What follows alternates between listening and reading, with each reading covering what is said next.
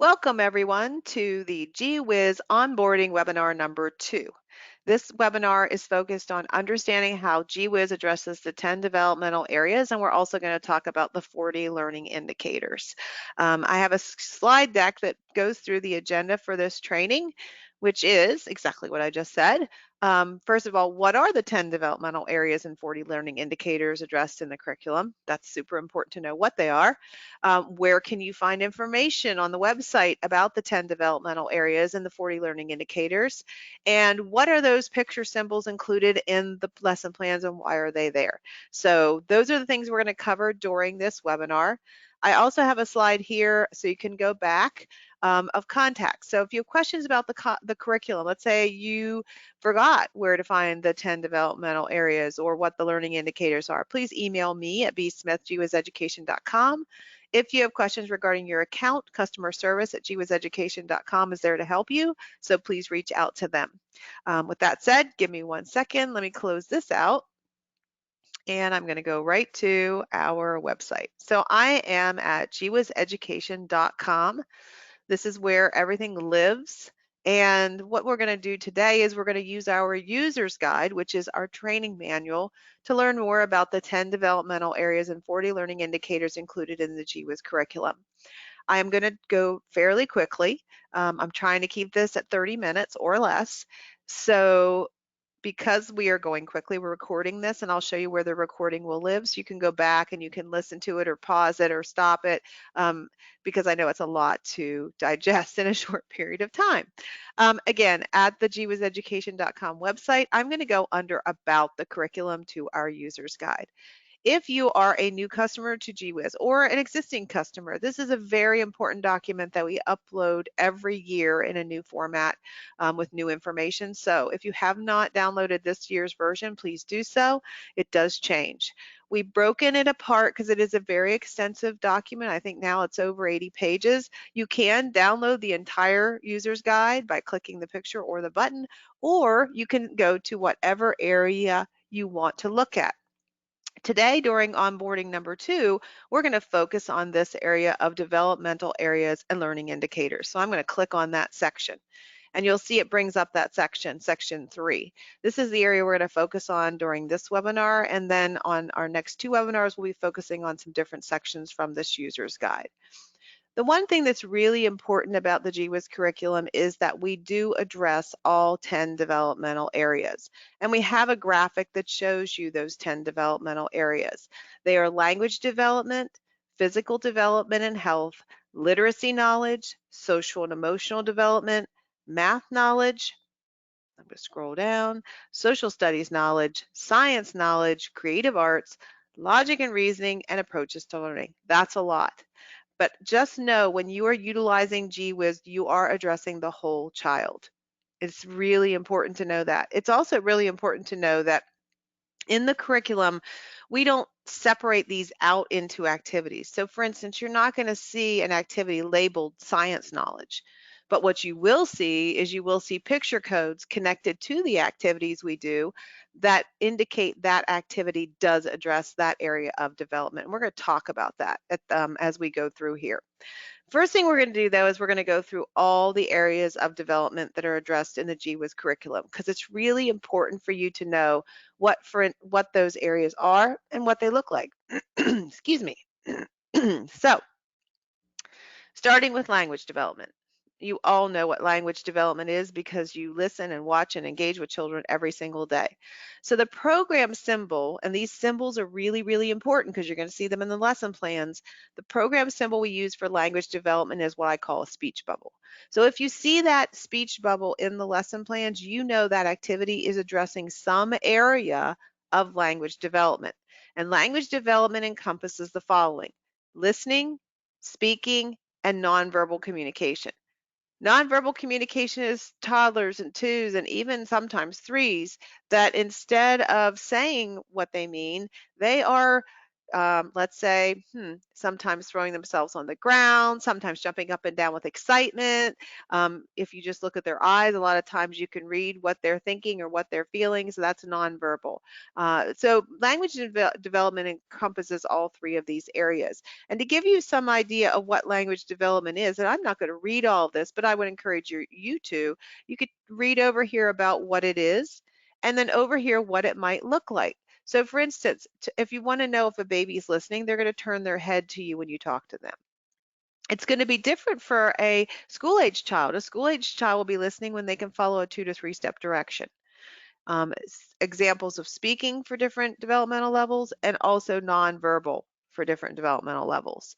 So again, language development, if you see the speech bubble in the lesson plans right here, you're going to know that the activity is addressing one of these areas of language development. Okay? All right, so that's language development. Let's move on. Literacy knowledge. Literacy knowledge is indicated in the lesson plans with the stack of books. Okay, it encompasses these areas: phonological awareness, appreciation of books, alphabet knowledge, concepts about print, and beginning writing. These are all part of literacy knowledge. Literacy knowledge is not just knowing your letters. Literacy knowledge is understanding that when you see the big yellow M, that means McDonald's. Or when you are reading a book, right, you turn the pages a specific way. Or that everything that you say can be written down using letters, which when you put those letters together in the right order, make a word. So these are all part of literacy knowledge. Again, this box will explain what literacy knowledge is, and then over here what it might look like for different developmental levels. Okay, and it's important to know that an infant obviously is not going to know what a letter B is or a letter F is, but you can sing the alphabet song with them. It's great exposure, right? Okay, so literacy knowledge, stack of books. When you see that in the lesson plans, you know you're addressing literacy knowledge. Math knowledge, we use the number 1 inside a circle, and math knowledge encompasses number concepts and operations, cardinality, geometry and spatial concepts, positional concepts, patterns, estimations, measurement, which includes graphing. Okay, cardinality, for instance, sounds like it's a really big, complicated term, but it just means that numbers go in a specific order. Number concepts is identifying numerals, and then operations gets into addition, for instance, like 1 plus 1 is 2. But if you scroll down, it'll explain some of those concepts right here, and over here also what they mean. Okay? All right, moving on. Science knowledge.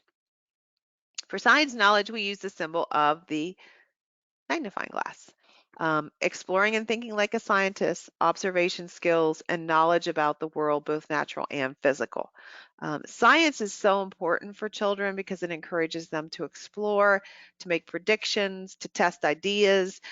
This box will explain again what science knowledge is, and then over here what it looks like for different developmental levels, because it's going to be different, right? You know, you're not going to have an infant that's going to be doing an experiment where they're testing to see, you know, how far a car can roll down a ramp, but they're exploring every day using their senses. So this explains how it's a little different for different developmental levels. All right, logic and reasoning, the symbol we use here is the question mark, because this encompasses problem solving, reasoning, and using symbols to represent. You've all had a child perhaps that's picked up a block and pretended it's a cell phone, right? That's part of logic and reasoning. They're using that block to represent a cell phone.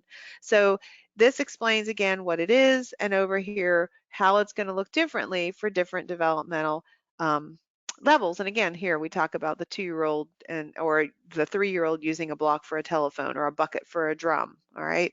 So when you see this symbol in the lesson plans, you know that you're addressing logic and reasoning, one area of that area of development.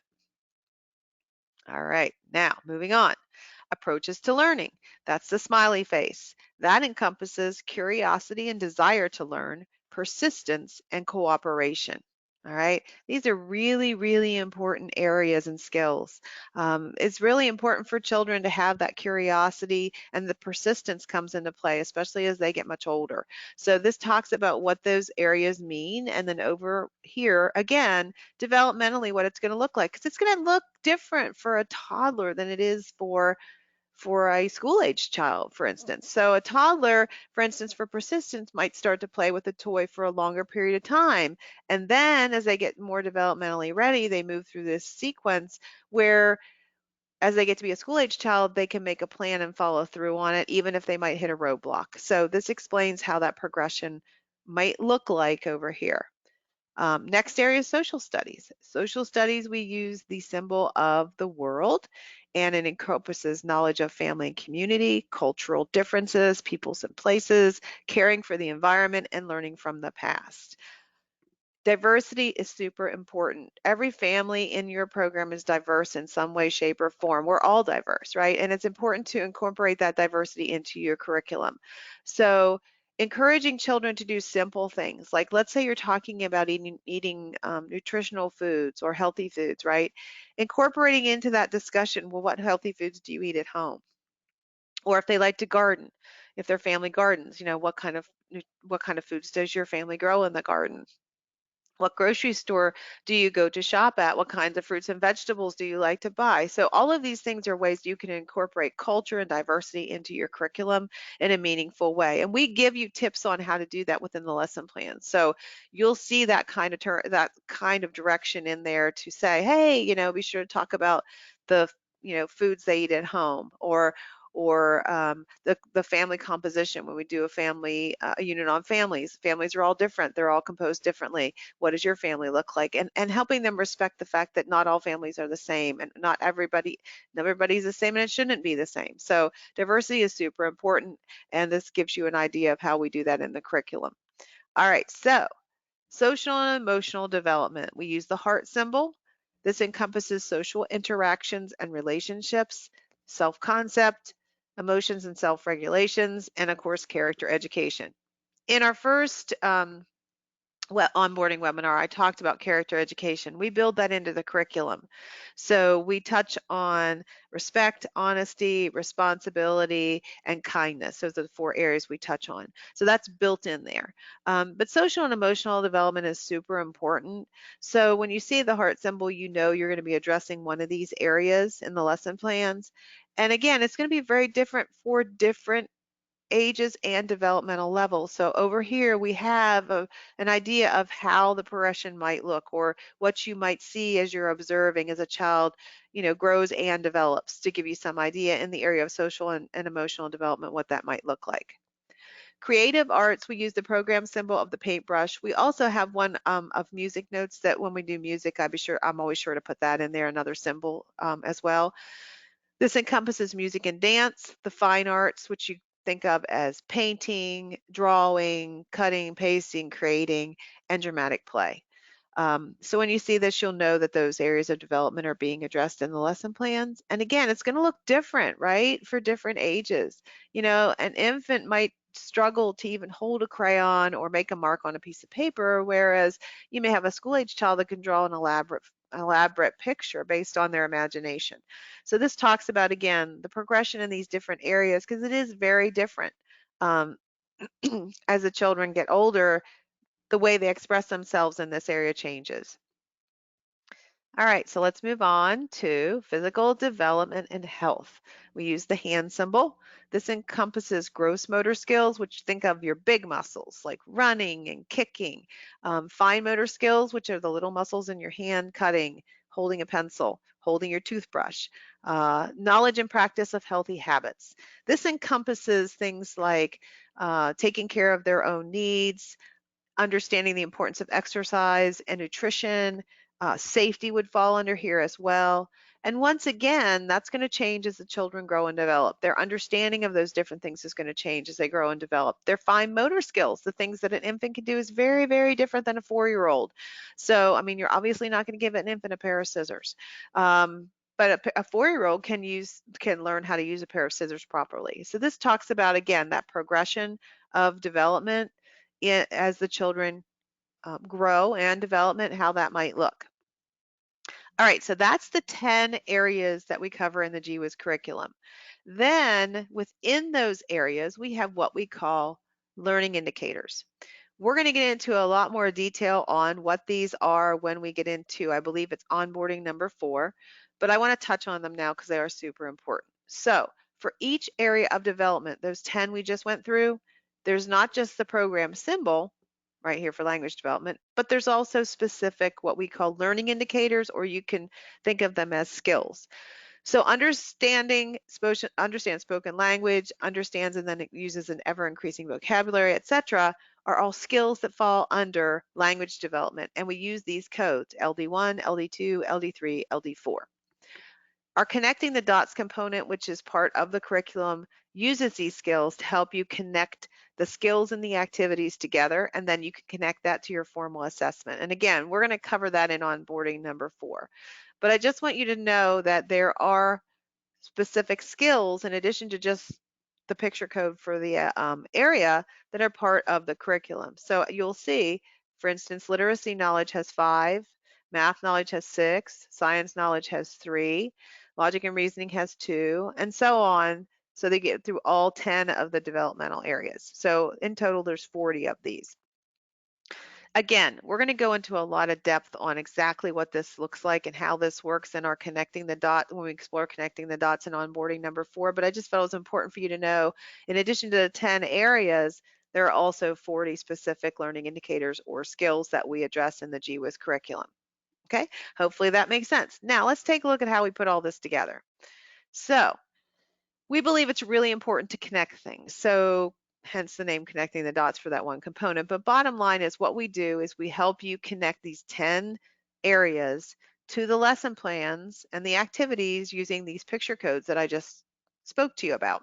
So here's an example of what you might see in one of our lesson plans. At the top of the page, you'll notice we don't date the activities, and that's intentional. So for this one, it's day 1, the unit's fantastic friends. The focus is what is a friend, and then you're going to see this list of picture codes, right? That is a cumulative list of all the areas of development you would address if you did all the activities that g-whiz planned for that day.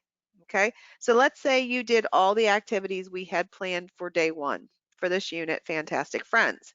You would address, see if you can remember as I go over them, language development, approaches to learning, literacy knowledge, creative arts, social and emotional development, logic and reasoning, physical development and health, math knowledge, science knowledge, and music. All right. All of those areas you would address if you do the activities that we have planned for the day. That's a lot of that's a lot of areas, right? We take it a step further because each activity has the same setup.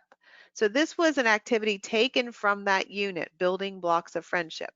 And if you were with us for onboarding number 1, you'll remember that the pink experiences on the second page of each day are like your small group center experiences. Well, if you set up the center experience and the children do it, they will address language development, approaches to learning, social and emotional development, logic and reasoning, physical development and health, math knowledge, and science knowledge. Okay, so all those areas of development would be addressed if you did the activity building blocks of friendship. Okay, and there is a chart in the back that shows of each teaching guide that shows which learning indicators are attached to each activity, but we're not going to get into that right now because that's going to be onboarding number 4. Okay, hopefully that makes sense. So what I want to do is I want to show you an actual lesson plan. I'm going to go out of this section of the user's guide. I'm going to scroll up and go under about the curriculum, and I'm actually going to go to our sample lesson plan. And I'm going to zoom in on this a little bit because I want to be able to see. So give me 1 second. All right, so we're going to look at this activity right here called packing and shipping. So you can see what I mean. This was from a unit we did called Boxes, Blankets, and Balls or something similar. Here's the activity, right? The title of the activity is Packing and Shipping. Here's the list of all the areas of development you will address if you do this activity.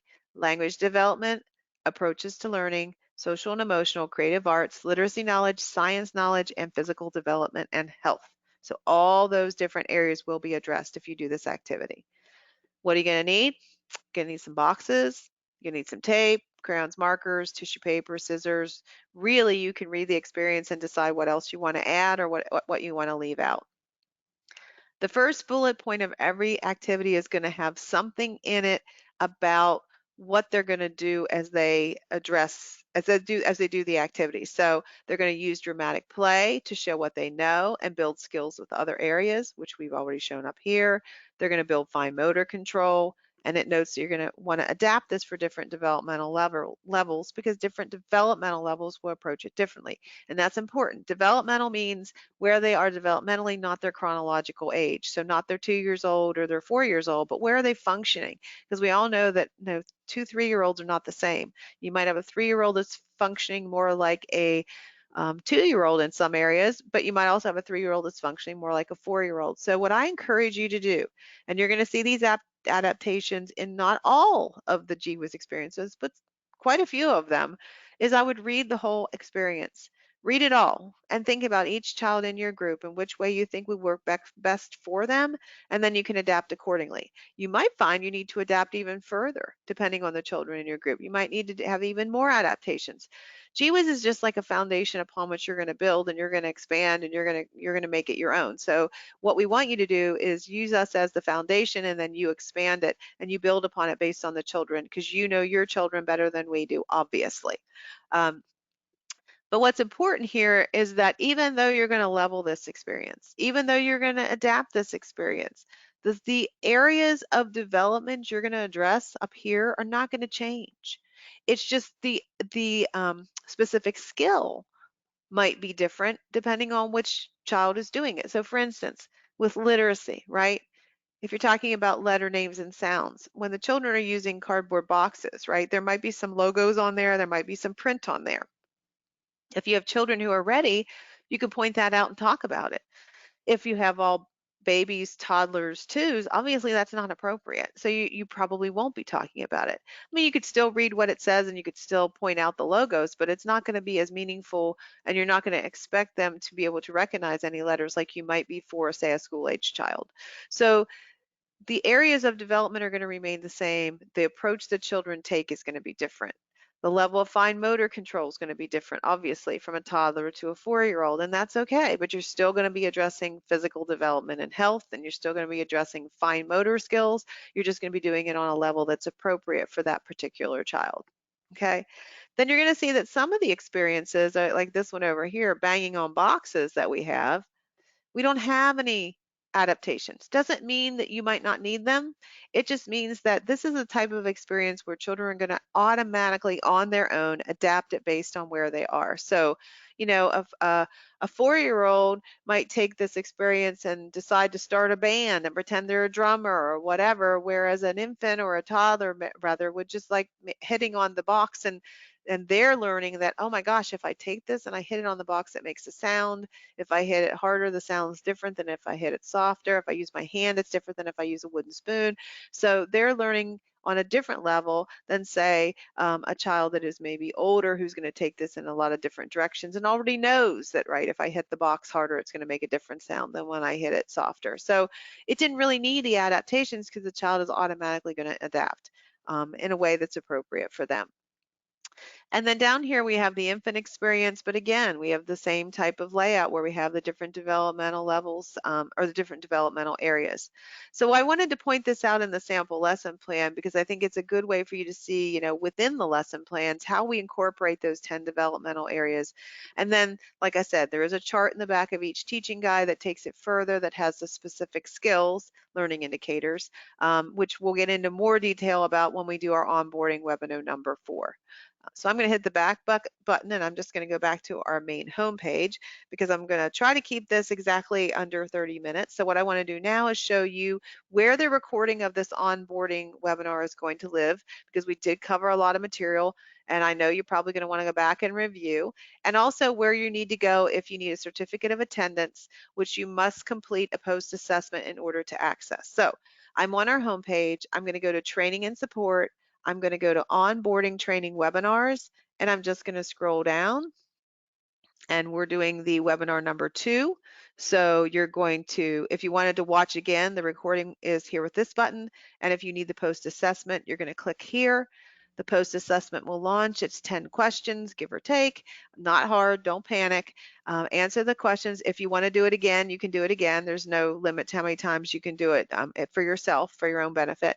And then when you hit submit at the end of completing it, just pay attention. There will be a link to a certificate of attendance. Depending on your computer and how it views that, sometimes you'll be able to click the link and it'll open. Other times you might have to block and copy that link and just open a new window and put it in there, but it should allow you then to print your certificate of attendance. So again, just to review, I'm going to scroll up real quick here. I went to our main on our main web page under training and support, onboarding training webinars, and I just scrolled down. And that's where you can watch it, and this is where you can access the post assessment and the certificate. Again, if you have questions, you can refer back to this recorded webinar. At the beginning, I gave you my email, which is bsmith@g-whiz-education.com for questions regarding the curriculum, or you have customer service questions regarding your account, that would be customerservice@g-whiz-education.com. But again, just go back to the beginning of the recorded webinar and you should be able to find both of those emails. I thank you so much for joining us. Webinar number 3 will be coming up shortly. In that webinar, we're going to talk more about individualization and how we can help with that. So with that said, I'm going to wrap it up because I'm trying to keep it under 30 minutes. I hope you enjoyed this webinar. If you have any questions, reach out. Take care. Bye.